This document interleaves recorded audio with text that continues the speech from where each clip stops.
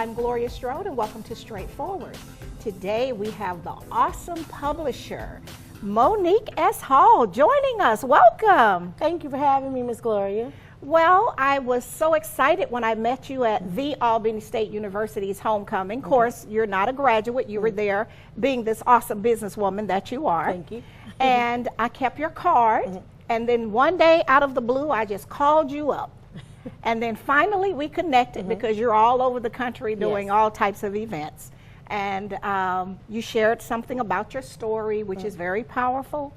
And just for those that are watching, it's truly a testimony of restoration and favor. Definitely. Yeah. Definitely. So I can correct myself. I was so proud when you said you were coming, and I saw that you had attended Payne College. Yes. So I'm a CME. Okay. So naturally, I wanted to tell everyone that we had this CME coming, but you're actually a Baptist. I am. But so how did you end up at Payne College? I actually got a basketball scholarship from Coach Skinner. At the time, was the basketball coach there, and he recruited. My grandmother, who was CME, is actually from Meta, Georgia, which is not far from Augusta. And they didn't, at the time we didn't have like a WNBA, but I was an All-American basketball player. And Payne had a very good basketball team at the time. So my mother was afraid of me leaving home, coming from Tampa. She wanted me in a smaller element, and Payne offered me a full basketball scholarship, and I took it. Really? Yes. But you had the trainings of your grandmother, who was a legendary CME. Yes, ma'am. Yes, ma'am. Yes, ma'am. And for those that might not be familiar, because we have a diverse audience, it's Christian Methodist Episcopal. Yes. So we're just a branch of the Methodist people. And Payne College is one of the Methodist schools that our children go to. And they provide a wonderful education. It's a historical black college and university. And I enjoyed, we had the mandatory convocation we had every Wednesday, which was actually what most people would normally dread. We actually enjoyed, and it was mandatory at the time that I was there. I'm not for sure it is now, but every Wednesday we had convocation, so our fellowship was there, where we got an education, but we also got the word as well. We received it. So if you attended Payne, that was mandatory at 12 o'clock every Wednesday to be at convocation. Yes, so they wanted to keep you grounded. Yes, ma'am. Okay, so we had all of those great things in place, and then this beautiful young woman, talented athlete from Tampa, fell in love with some strange guy here in Georgia. And what happened from there? Well, when I first met him, it was like going into my freshman year, going into my sophomore year, and that was the time basketball wasn't going on. I think my whole life, and I now know this, has to be structured, which is why I stay busy. If I have too much out of time, my mind just goes elsewhere. So my first year, or at least my first semester, my parents didn't let me have my vehicle up there. But going into my second end of the year, I was allowed to have my vehicle there. And I think once I started going into the city, and it was a small city, so my mother felt like it was safe, because I was born in Detroit, and we lived in Houston, and then we moved to Tampa. So you were always in big cities. Right. So, and the main thing, my mom, which is where I'm living at now, I had scholarships everywhere, particularly Clark, Atlanta, UF. I had scholarships everywhere, but my mom was like, no, small town. She thought she was protecting you. So, of course, I was in this, they from the country, and I just got out in the streets. And there's the same elements in a country town as it is in a city town, and people don't realize it. And they just dress up a different way. Yes. Now, had I had, hindsight 2020, had I been around that particular environment, then I would have noticed it right away. But it wasn't anything that I noticed right away. He had a business. He had a car wash. He was an older man. I had just turned 19, 20. He was 28. That was a lot in years difference, because I had never and life experience, life experience, period. And the cafeteria food was tiresome. So when you started going to what we considered back then Red Lobster or the steakhouse, you didn't have to eat in the dining facility on campus, because he had the income, to wine and dine you sufficiently. And my girlfriends, they all he treated them all right. None of us knew at the time that he was in the streets like that. So I think during that time, that was the first man I really loved. I had a little boyfriend in college, but but that was your serious love.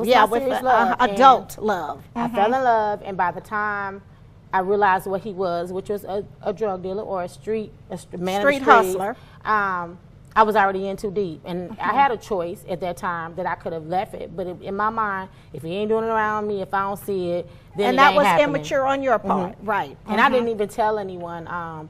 My coach, I think he questioned me about it, like maybe early on he knew, but I was like, nah, he got a car wash and that's it, and you know, it ain't all of that. And as long as at the time that I could keep up the appearances, then it was okay. Right. And that's secret. That's secret. Right, and those are dangerous. And I tell people that know me, if it's got to be a secret, then it's not good. And that's true. And what initially happened was my very first year, I worked for City and Parks and Recreations in Tampa every year, every summer. So I would go back and coach the basketball, and I had my godbrother. He was the year up under me, but he was actually years ahead of me. Right. But he couldn't pass the SAT or the ACT. So back then, they would do the red shirt, or they just wouldn't take you. And so he had the height, but it was a very competitive for them, more so there. And because Payne had a good male's basketball scholarship, a part of that was to bring him in. Now, he grew up on a rougher side of the street, but he kept up appearances as well. Right. So the whole time that we were always in school, there was never an issue. However, when I left after my first year of school is when he started getting into the streets, and I didn't know that. Wow. And so by the time that he had actually came on scholarship, he was redshirted at Payne, he had gotten bored, and that's where the idle time came in. But when I discovered that he was in the streets, I was just like, hey, So you had the boyfriend that was a street hustler, and then your god brother that you had grown up with. Yes. That was deep in the street hustle as well. He was deep in the streets by this time, and none of us knew it, because by the time I had gotten to my sophomore year, he had secretly already been arrested with the feds, and there was a secret indictment of 38 people that he had actually. Really? He was considered a CI at the time. What's a CI? Which is a confidential informant. In the drug world. In the drug world is what he was. And he was only 21 at the time. So now that I'm the age that I'm in, back then I couldn't understand it. Right. But this age now, what would you do at 21? And your whole life is done, and you've told on everybody in the neighborhood. Oh Lord! That would have gotten you that way. So it was a death sentence. So what initially happened? He ended up. Instead of now, he was hating Payne at first. Right. He now embraced it, and then he became a part of the Augusta scene. And him and my ex, they just linked up. And so they were a part of that underworld. There was a part of an underworld. So what we're going to do is we're going to go to our sponsors, take our first break, and then we'll be right back. All right. We'll be right back after a word from some of our sponsors.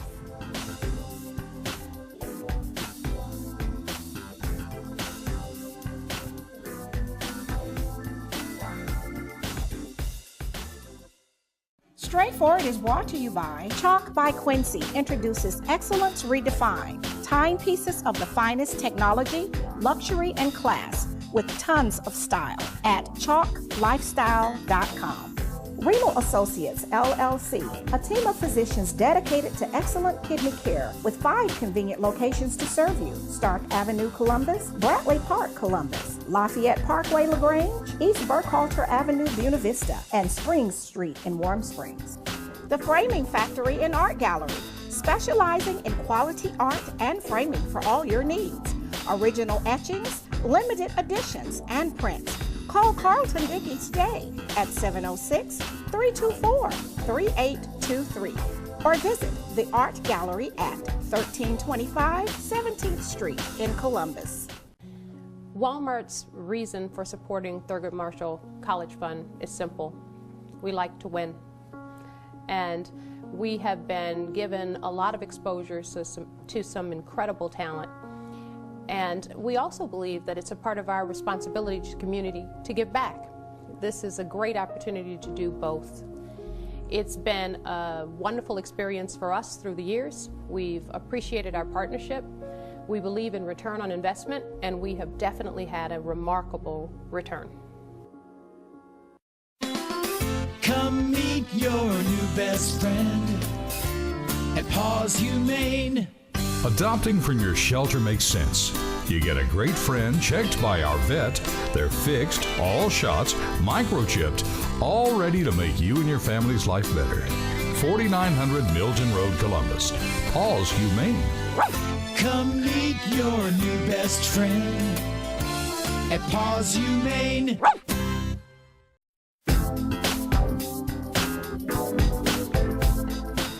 Welcome back to Straightforward. I'm continuing this intriguing conversation with the CEO and publisher, Monique S. Hall.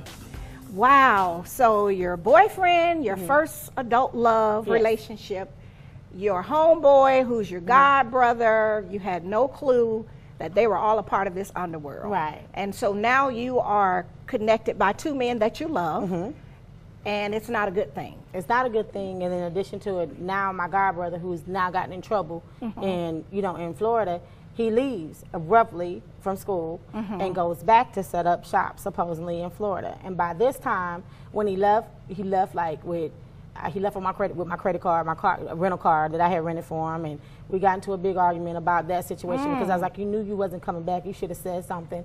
It was just like, you know, our relationship kind of changed because he changed. Right. But I couldn't pinpoint what it really was. Yes. And so he was doing his own thing there. My boyfriend at the time, he was doing his own thing in Augusta, and I continued playing basketball like it was nothing. And so around this time, my ex decides that this is the year that he's going to actually leave it alone completely. And I'm like, okay, well, good, this is great, you know, and I really believed it. And so there's what they call in the streets a drought, when the drugs are either a bust has happened or the prices go up or whatever. And I've never been involved in any of his business at the time, but he asked me to reach out to my godbrother to connect them together, and that's what I did. You know, and at the time when I connected them together, I'm still clueless. They went down there on their own the first time, and whatever was going on in Florida at that time when he went, it didn't happen. Okay, so when he came back upset, and he was like, I drove all the way down there for nothing, you know, it don't make any sense. And he's like, you know, give him a call, because that's not like him. So I called him on the phone, and the next thing you know, I'm in the middle of basketball season for the SIC tournament, and they're telling me if I just ride with them to Valdosta, that I'm riding with money, that's all it is, and then they can do their exchange, and I ride back. So you're in the blind, and this is you're pretty much a mule. I am, and when I think about it, like if it was today, it would be something totally different. But I agreed to ride with money. I didn't know any better. Right. And so by the time we didn't have cell phones then. We had pages. Right. So my pager starts beeping like around this little country town called Homerville, which is not far from Valdosta. And we stop off at this payphone. Nobody answers the phone, and then we just continue to drive at this Waffle House that we're supposed to meet at. When we get to this Waffle House, my godbrother comes out with this guy that I'd never seen before. Was he undercover guy? He wasn't he was just a regular guy. It was his friend, you know, but they were together. I guess the meeting place that we were meeting at wasn't a good place, so we drove across the street to this Marriott. When we got to the Marriott, we parked the cars. I'm sitting in the car.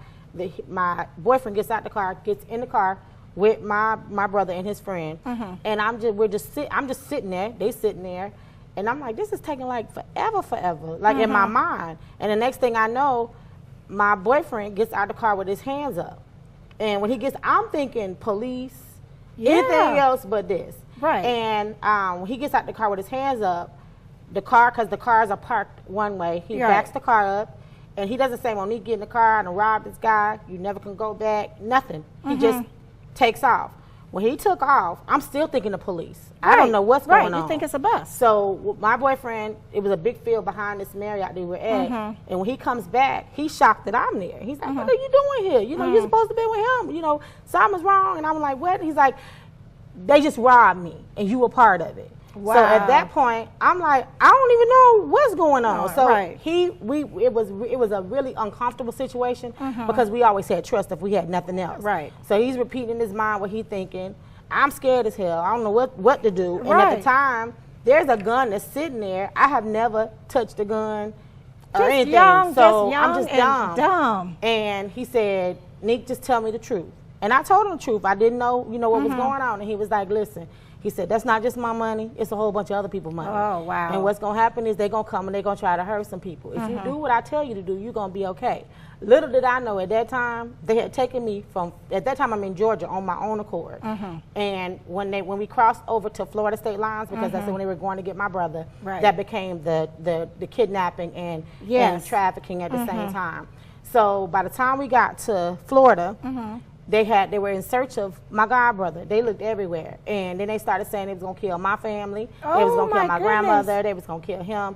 I just freaked out, you know, and I really did not know exactly where he was at. I just knew he had a new girlfriend, and I was just like, you know, I don't know where he at. But when they went to his grandmother's house, and I knew then at that point, I was like, I don't know, but they done moved, and this is all that I know where he's at. Right. And what happened next was they waited till the end of that night after they searched all over when they could not catch him, but they found the car. And when they found the car, they flattened the tires on the car, you know, and like around 3 or 4 o'clock in the morning, there was a lady walking a dog, which was a neighborhood apartment complex. Right. And she, you know, they told them that the tires was flat on the car because the kids would be coming out for school during this time. And for whatever reason or another, they took her by the gun and had her go upstairs to tell him that his car was flat. Right. When he came out of the door, they killed him. They brought him downstairs and they shot him. And I blanked out at that time. Like it was one of those situations where it was like a bad dream. It was a bad dream. And I think at that point is when it took me a long time to get to where I'm at now. But during that time, you know, I don't cry as much as I used to. Right. But it was painful. Just nothing seemed right, you know, at all. And so they toyed with who was gonna kill me. By the time they took me back, I was supposed to have been dead. And so all your grandmother's news, prayers, everything was. And my dad and I are really, really close. You hear me talk about my dad a lot. Right. And so before because they were supposed to kill me, he said, when a gun goes off, you just lay there and don't say nothing. By the time we had got back to Augusta, right. And so because he had a co-defendant, and the co-defendant was sitting in the car, so they thought it was done.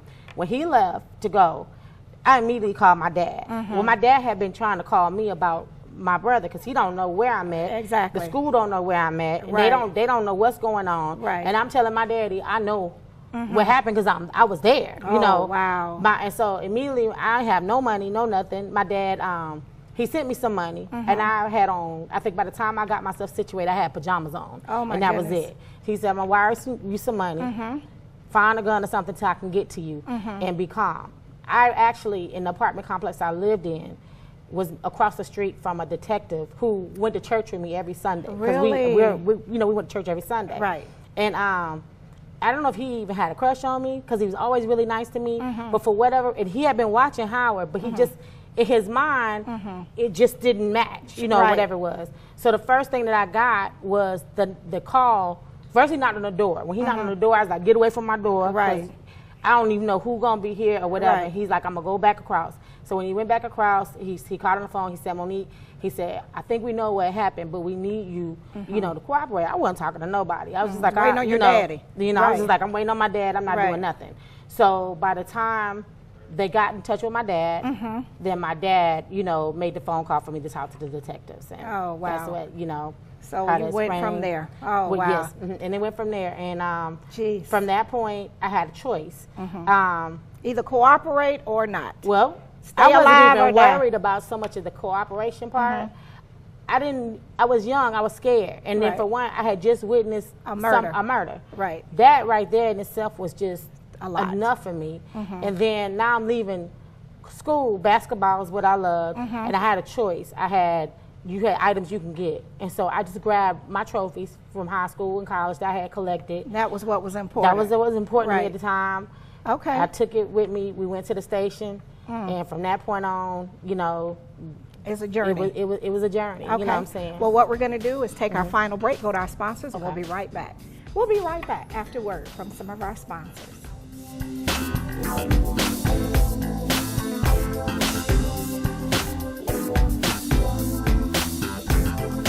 Straightforward is brought to you by Warrior Outreach. Contact Command Sergeant Major Retired Sam Rhodes or Kathy Rhodes.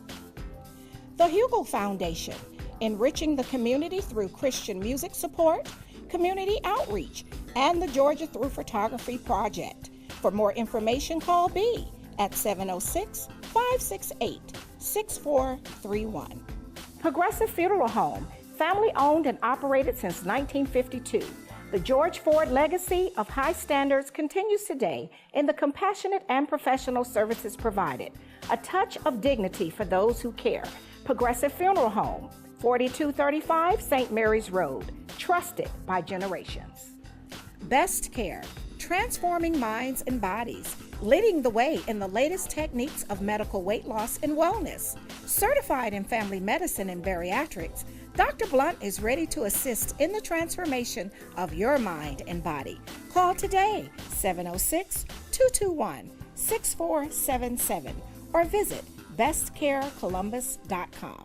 East Alabama Endocrinology, educating and caring for those living with diabetes in Alabama and Georgia. 1400 Bradley Lake Boulevard, 3320 Skyway Drive, Suite 602, Opelika. Take charge of diabetes and live your best life.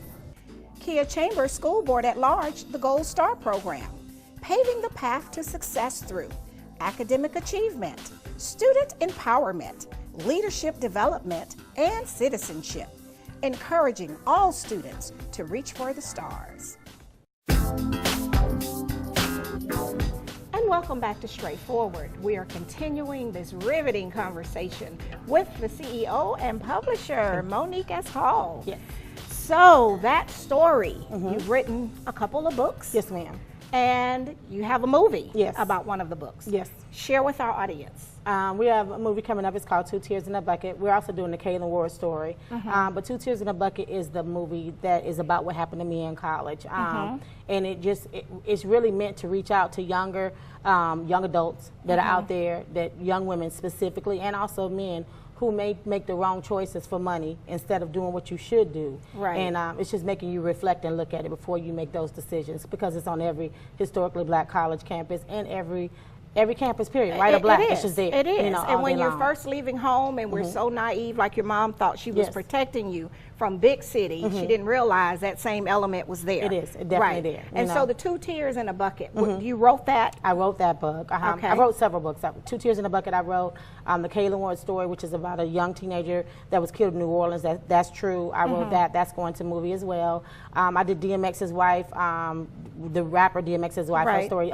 Think you have no idea. We did her book. And so what we're doing now is we're taking books and putting them to movies, and we're telling our stories. You know, that's what we're telling our stories in our voice, so that maybe we can not only just save our own, but also just educate them as well, and let everyone know that everyone has a story to tell. Everyone has a story. And I know of several people in this community, they were wrongfully convicted, Right. went to prison, served time, had help from the Georgia Innocence Project, and just to hear the stories of how you could have spent 20, 25 Right. years, and then DNA determines that you were not the person. Exactly. So a lot of those folks are interested in having a book. Right. So you are that resource. I am that person. You I'm that can help resource. walk them through it. I take it start to finish. Start to finish. And there are some folks that you'll pay a lot of money, but it never comes to fruition, or you'll end up having to stand on the street corners and sell yours. That's correct. But yours, you're at a different level. 'Cause I'm at a you've different worked- level now. I started out, I never sold on a corner in New York or anything like that. I was blessed. I went from self-pub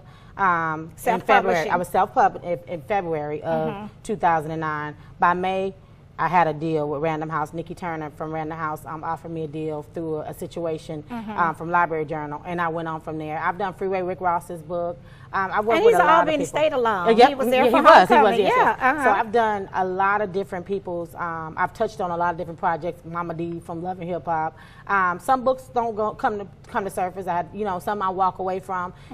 But for the most part, now what I do is I take people who are aspiring authors that have that gift but may not have the money or so to do so, but they have a good writing skill, and we put forth our projects into them. So my bigger projects, they kind of take care of my smaller projects, and then I tour them all over. I do the HBCU 16 weeks where I met you at. I do a 16-week tour with that. We do Essence Festival. We're invited for Miami But Jazz you're a Festival. giver. I'm That's a why giver. the Lord is so blessing you. And even in the middle of your mess, He gave you this message, and then so much favor, so that you could bless others. Yes. And so that's what this is your mission. It's my mission. I have a partner named Rodney Daniel that has actually made that possible for me on the financial, between my father and him and my mom.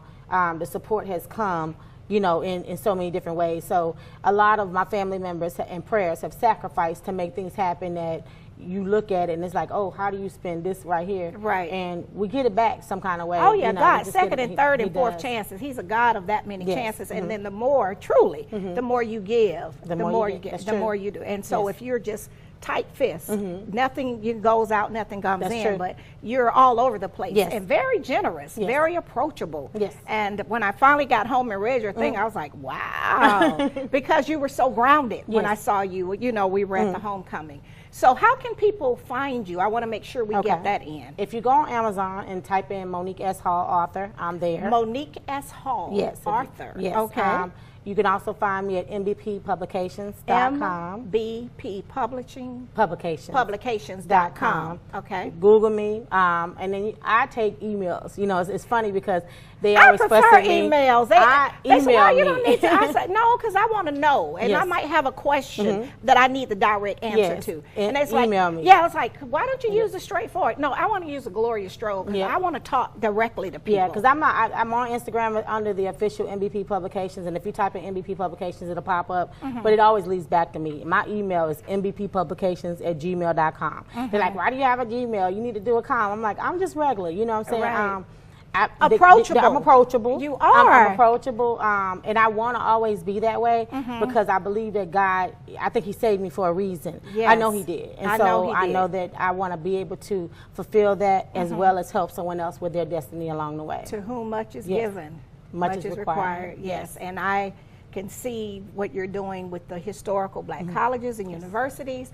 When people call up your team, they are very positive, welcoming, and I was like, well, I'm just going to call her and ask her to come to Columbus and share this wonderful story, but also to share you as a resource for those that are interested in telling their story and being able to trust someone with it to help them to go to the next level. And it's not always about the dollar over here. Yes, we want to make money, but we want to make people better. That's true. And that's exactly what we need to do. And it needs to be more of that. And we need to do more of that. Well, I thank you so much. I'm so you for honored. having I'm me. excited. I'm looking forward to us doing more things in the future. I know you'll be coming back to Columbus for other events throughout the community. And again, for all of our viewers, where can they reach you one more time? You can reach me at mbppublications@gmail.com. Okay. You can go on Amazon and get any of my books. And my email address, if you prefer, you have two different things. You got mbppublications.com, that's a B as in boy, or you have mbppresents.info, which has all my events and everything that I'm doing that is all listed on there. And we have a lot of big events coming up, and I'm hoping that you can be a part of some of them. And I'm excited. I am so excited, and I thank you so much for blessing me. I mean, really, thank you so much. Thank you. All right. This has been Straightforward. If you don't stand for something, you will fall for anything. Until next time, be blessed.